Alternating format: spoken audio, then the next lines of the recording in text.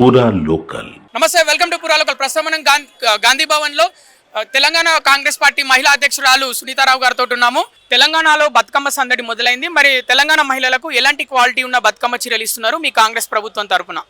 ఈసారి ఖచ్చితంగా మా ముఖ్యమంత్రి వర్యులు రేవంత్ రెడ్డి గారు మహిళలకు ఎప్పుడు పెద్దపీట వేస్తాడు, వాళ్ళ కళ్ళలో ఆనందం చూడాలని చెప్పేసి అని ఈరోజు మీరు చూస్తున్నట్టయితే ప్రతి మహిళకు 2 చీరలు, అది కూడా 800 వర్త్ 65 లక్షల మందికి ఇవ్వాలని చెప్పి డిసైడ్ చేశారు.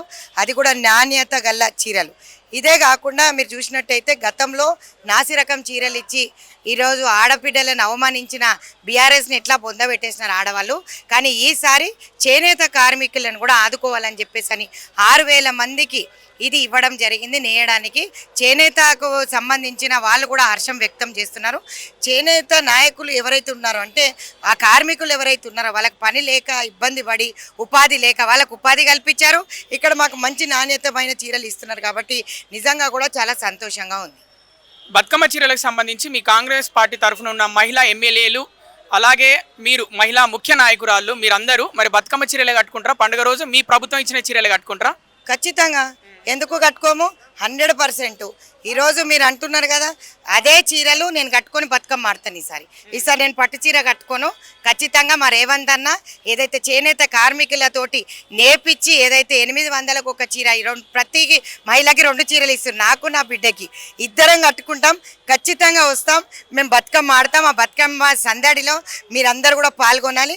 ఈరోజు నిజంగా కూడా అందరిని ఆదుకునే దాంట్లో మా రాష్ట్ర ప్రభుత్వం, పేదల ప్రభుత్వం, ఇందిరాశక్తి ఏదైతే వారి కింద ఈ చీరల పంపిణీ జరుగుతున్నదో, ఇందిరాశక్తి అని ఇందిరాగాంధీ గారి పేరు ఎందుకు పెట్టామంటే ఎప్పుడు కూడా ప్రజాపాలనలో ప్రజల వద్దకు పోవడంలో మహిళా కాంగ్రెస్ నేతలు ఎప్పుడు ముందంజలో ఉన్నట్టు ఈరోజు రేవంత్ అన్న మహిళలందరికీ కూడా సంతోషంగా ఆనందంగా ఉండి మంచి చీరలు నేర్పించి బతుకమ్మ పండుగకి కానుకగా ఇస్తున్నారు. సో రండి తమ్ముడు, బతుకమ్మ సంబరాలలో మనం ఇద్దరం పాల్గొని మీరు చూడండి ఆ రోజు నా చీర ఎట్లుంటుందో, జిగజిగేలు ఉంటుందా లేదా అనేది.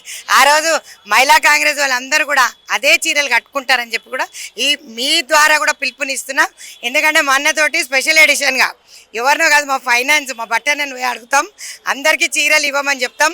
మహిళా కాంగ్రెస్ మెంబర్షిప్లో ఏ విధంగా 1,16,000తో ముందంజలో ఉంది, అదేవిధంగా చెల్లెలందరూ చీరలు కట్టుకొని ఇక్కడే సందడి చేస్తాం గాంధీ భవన్లో.